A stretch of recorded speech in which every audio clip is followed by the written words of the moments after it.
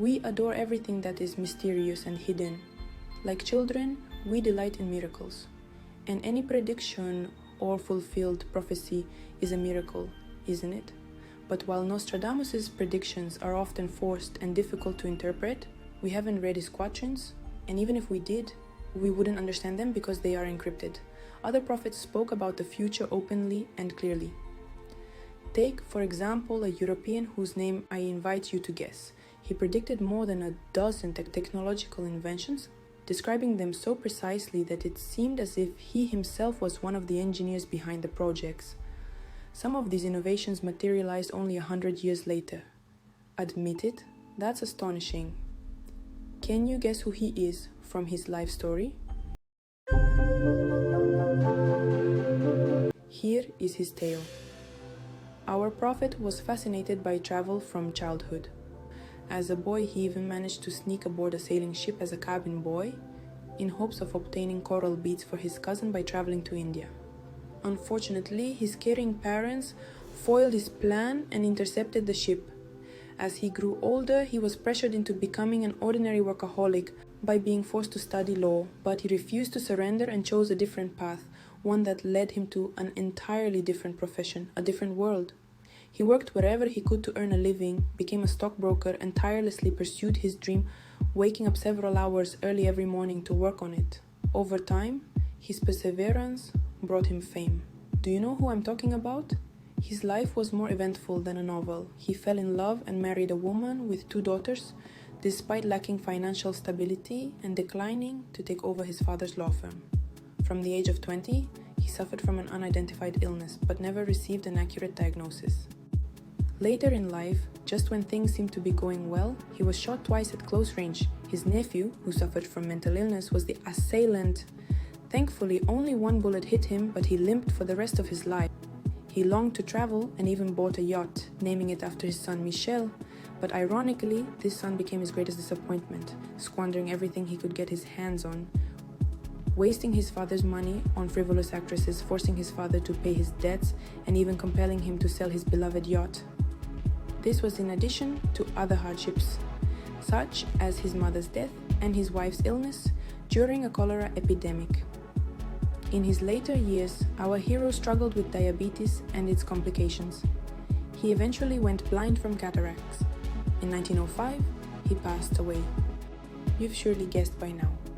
We are talking about Jules Gabriel Verne, the famous writer born in 1828.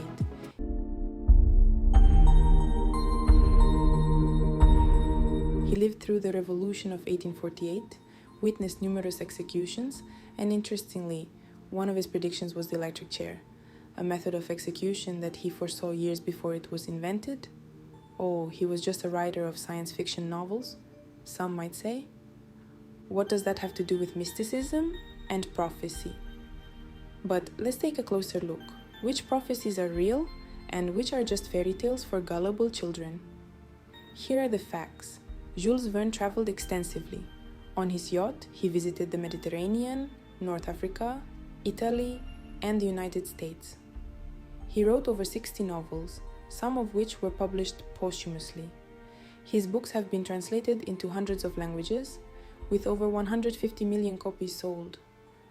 But most importantly, he anticipated and predicted the emergence of several groundbreaking inventions. Number 1. Electric submarines. They still exist today, though now in diesel-electric form. He described them in 20,000 Leagues Under the Sea. In the same novel, he also depicted the diving suit, which was later developed by his fellow countryman, Jacques-Yves Cousteau. Number 2.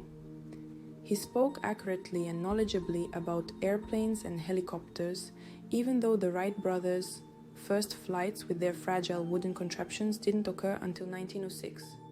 Furthermore, he envisioned airplanes made of aluminum, a metal that was extremely expensive and difficult to produce at the time. This is described in Master of the World. Number 3. Space travel to the moon. He even identified Florida as the launch site. And indeed, Cape Canaveral, Florida, is where modern space launches take place. There's no need to list all his prophetic visions. He foresaw telephones, televisions, computers, and global communication, not to mention social forecasts.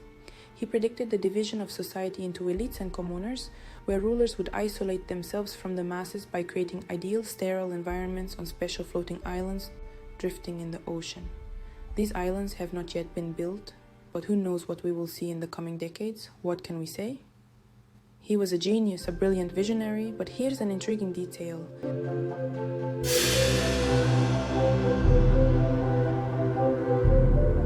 We admire science fiction writers like Jules Verne, but some believe that such insights and detailed descriptions of how technical devices work are not merely the fruits of an author's imagination, but rather, what? Echoes of another time.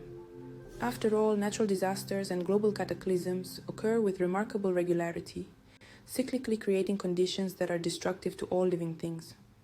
How many such cataclysms has our planet already endured?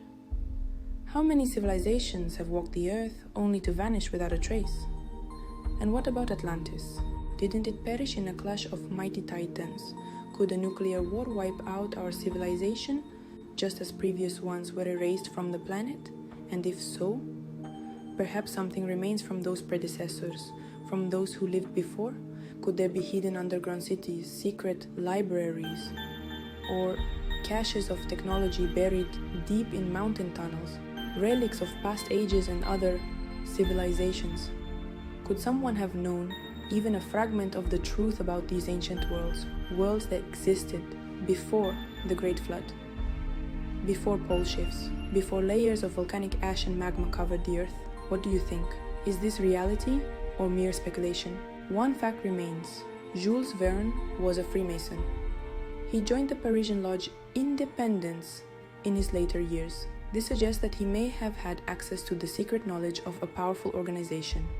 Or have you never heard about the catacombs beneath Paris? No? Then why do official scholars remain silent about these unexplored spaces? Regardless, let's pay tribute to this great writer, this prophetic visionary, and this romantic dreamer, who was also a keeper of hidden knowledge. Discover phenomenal individuals and incredible yet real events on this channel.